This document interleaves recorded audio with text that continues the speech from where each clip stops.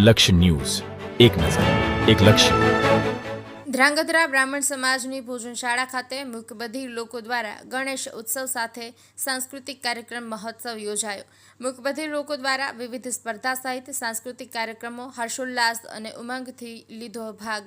આપણા ભારત દેશમાં અનેક દિવ્યાંગો પોતાનામાં રહેલી સુષુપ્ત શક્તિઓથી કામયાબીના શિખરોને પાર કરી પોતાનું સ્થાન અગ્રેસર કર્યું છે. ત્યારે દિવ્યાંગોમાં રહેલી સુષુપ્ત શક્તિઓને બહાર લાવવા છેલ્લા 15 દિવસથી ગણેવ બધીર મિત્ર ઉત્સવ દ્વારા અલગ અલગ સાંસ્કૃતિક કાર્યક્રમો યોજવામાં આવે છે. આજરોજ ધ્રાંગધ્રા શહેર ખાતે બ્રાહ્મણ સમાજની વાડીમાં દિવ્યાંગો દ્વારા અલગ અલગ સાંસ્કૃતિક કૃતિઓ, રમતગમતની કૃતિઓ, નાટકો સહિત સ્પર્ધાઓ યોજવામાં આવી હતી.